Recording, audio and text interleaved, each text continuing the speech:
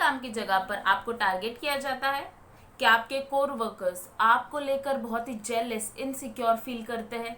क्या टॉक्सिक है आपका वर्क एनवायरनमेंट? अगर हाँ, तो ये वीडियो जरूर देखिए। नमस्कार दोस्तों, मैं हूं doctor Ashita Nandgaonkar, Alaknanda homeo care clinic के संस्थापक, होम्योपैथिक सलाहकार, मनोवैज्ञानिक चिकित्सक और अंतरराष्ट्रीय करियर कोच। और आप देख रहे हैं मेरा यूट्यूब चैनल अलकानंद क्लिनिक।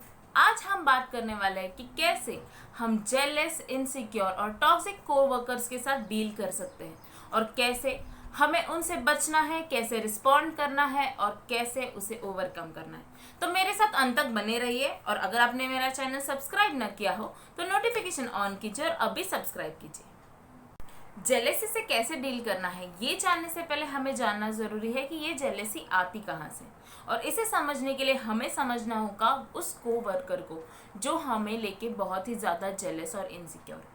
उसका सबसे पहले और सबसे महत्वपूर्ण रीज़न हो सकता है वो खुद एक बहुत ही इनसिक्योर इंसान है। यानी कि कोई इंसान जो उस जगह की जान हो, जो बहुत ही हार्ड वर्किंग हो, लेकिन जो खुद को सेल्फ अप्रिशिएट ना करता हो, सेल्फ लव ना करता हो, सेल्फ डाउट करता हो, वो कभी भी आपके सक्सेस से खुश नहीं हो सकता।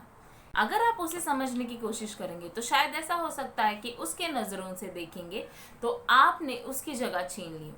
शायद वो अपने कोवर्कर्स के लिए, अपने बॉस के लिए बहुत इंपॉर्टेंट प्लेस रखता हो, लेकिन आपके आने के बाद आपकी कैलिबर और आपकी कैपेबिलिटी की वजह से आपको आपके कोवर्कर्स में और अपने बॉस के सामने ज़्यादा इम्पोर्टेंस मिलने लगा और उसी की वजह से उसे लगने लगा हो कि उसका इम्पोर्टेंस कम हो रहा है, खुद की वैल्यू वो घटता हुआ नज़र आ रहा है और इसीलिए आप एक थ्रेड बन जाते हैं। जब आप उसके लिए थ्रेड बन जाते हैं तो वो आपके कॉन्फिडेंस को तोड़ने की हर वो जायज़ कोशिश करेगा और इसलिए वो करता है गॉसिप। वो लोगों से जाके आपके बारे में बुरी बातें करता है, बुरी अफवाहें फैलाता है, आपको टारगेट करता है, हर वो चीज़ करता है जिससे आपका सेल्फ कॉन्फिडेंस डगमगाए, ताकि वो अपनी खोई हुई पोजीशन जो उसके सिर्फ दिमाग में है वो पहुंच सके। और दूसरा बहुत ही महत्वपूर्ण रीज़न जो बहुत लोग डिनाई करते जाते हैं वो है सेल्फ रिफ्लेक्शन। यानी कि अगर आप बहुत एक नेगेटिव इंसान है, खुद को लेके बहुत नेगेटिव सोचते हैं, खुद को लव अप्रिशिएट नहीं करते, तो आप ऐसे इंसान हो ही नहीं सकते जो सामने वाले को भी उसके एफर्ट्स के लिए अप्रिशिएट करे। और कोई भी ऐसे इंसान के साथ तो काम नहीं करना चाहेगा जिसे अप्रिशिएट ना किया जाए, जिसे कोई भी एफर्ट्स, कोई भी चीज़ जो अच्छी की है उस चीज़ के लिए बोला ना जाए, हर बार पे टोका जाए।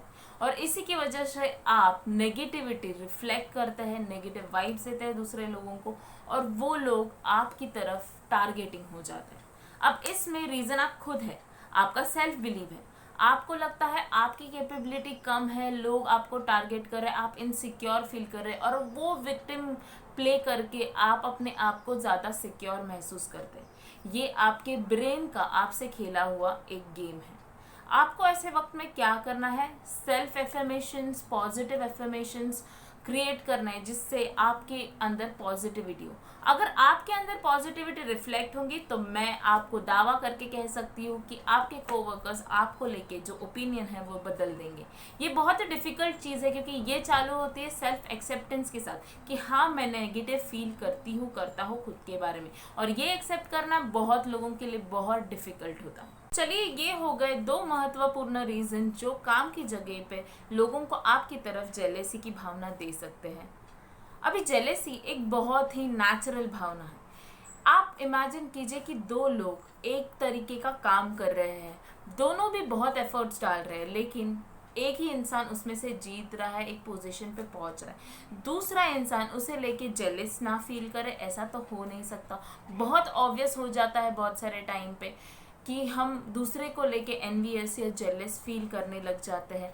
वो मुझसे कैसे आगे चला गया, उसने क्या ऐसा अलग किया, उसके और अपने बीच का कंपैरिजन और वो गैप, एक दूसरे का communication gap, friendship gap, coworking gap बढ़ा देता है।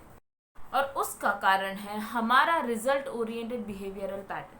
यदि हमने कितने भी एफर्ट्स डाले हो, लेकिन जब तक हम उसे जीत नहीं लेते, हासिल नहीं कर लेते, तब तक हम ना खुद को अप्रिशिएट करते हैं, और जो खुद को अप्रिशिएट नहीं कर पाते वो दूसरों को अप्रिशिएट भी नहीं कर पाते। इसलिए हम जब रिजल्ट ओरिएंटेड ज़्यादा हो जाते हैं तभी ये जेलेसी की भावना, ये एनवियस भावना ऑब्वियसली दूसरों के लिए आती है। अब चलिए उन टिप्स के बारे में बात करते हैं कि कैसे हम जेलस कोवर्कर्स को या इनसिक्योर कोवर्कर्स को अपने से दूर रख सके या उनकी तरफ ध्यान ना दे सके। तो पहला पैतरा है यस, डोंट पे अटेंशन।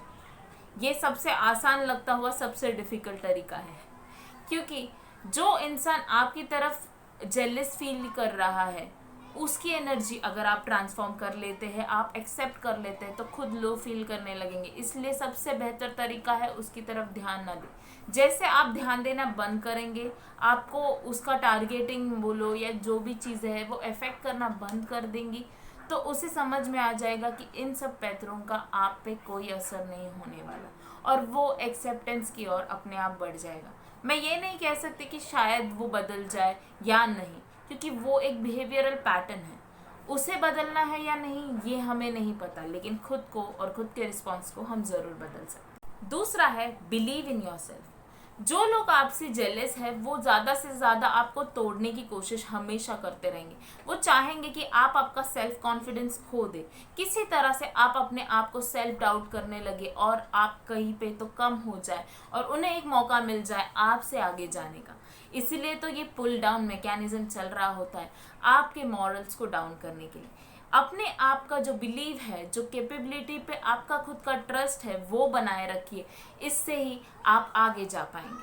तीसरा पैतरा है बी हम्बल, यानी कि भले ही उस इंसान पे कितने भी गुस्सा आए, कितना भी इमोशनली उसकी वजह से हमें हैवी लगे, उनकी तरफ हम्बल फील कीजिए, उनकी तरफ हम्बली बिहेव कीजिए, उन्हें अंडरस्टैंड करने की कोशिश कीजिए। शायद यही चीज़ है जो लैक करते हैं बहुत सारे कोवर्कर्स और इसीलिए वो कम्युनिकेशन खो देते हैं।